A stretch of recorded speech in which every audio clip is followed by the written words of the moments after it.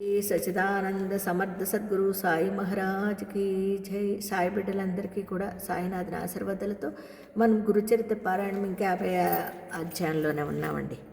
సరిగా అదే సమయంలోని శ్రీగురుడు ఇక్కడికి మ్లేచ్ఛరాజు వస్తాడు.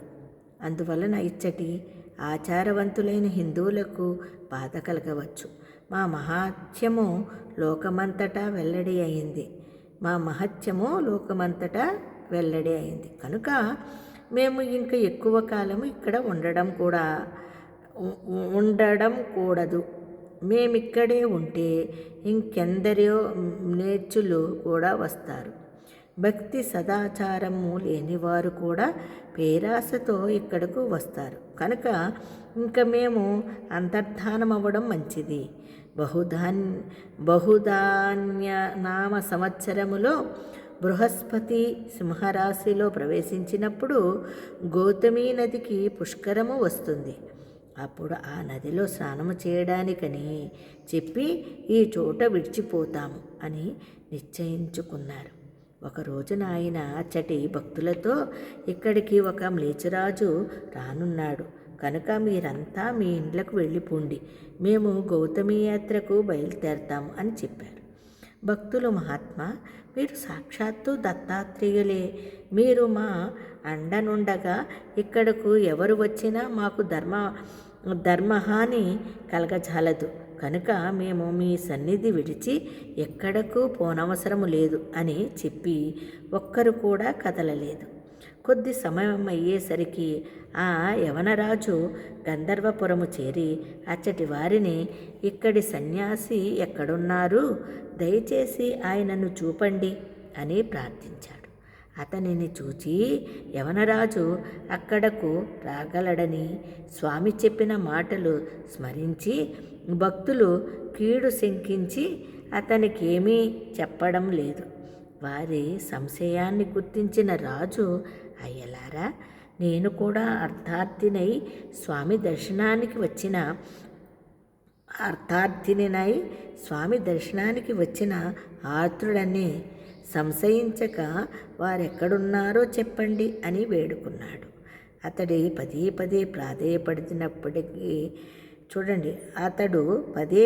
ప్రాధేయపడిన మీదట శ్రీగురుడు అనుష్ఠానానికని సంగమానికి వెళ్ళారని, మధ్యాహ్నము మఠానికి తిరిగి రాగలరని ఆ భక్తులు చెప్పారు.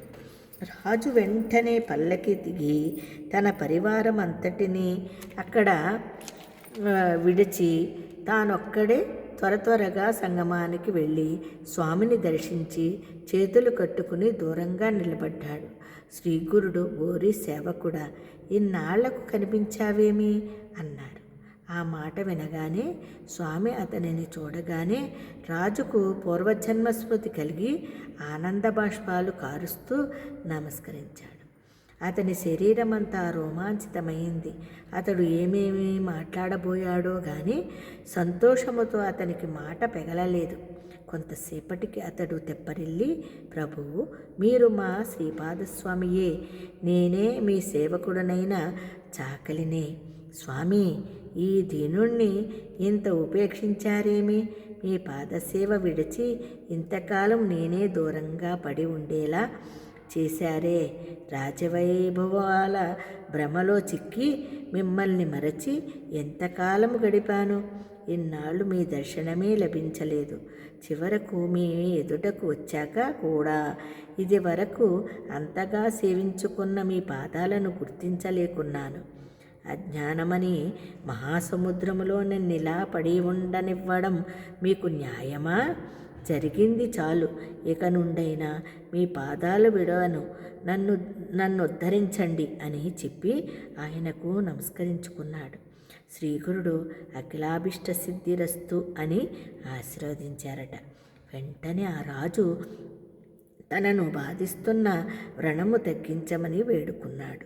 స్వామి, ఏదిరా నీ వ్రణం చూపించు అనగానే అతడు తన తొడవంక చూచుకుని ఆ కురుపు మటుమాయమవ్వడం చూచి ఆశ్చర్యచకితుడై భక్తితో ఆయనకు నమస్కరించాడు.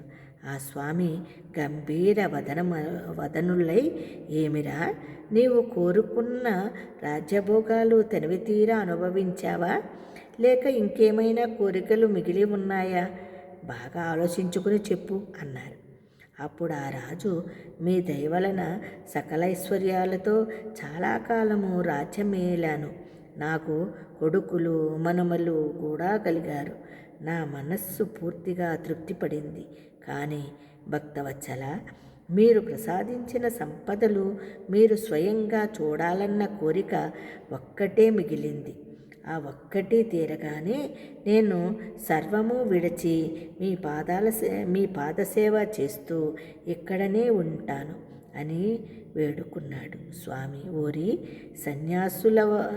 సన్యాసులమైన మేము పాపభూయిష్టమైన మ్లేచ్ఛరాజ్యములో అడుగు పెట్టకూడదు.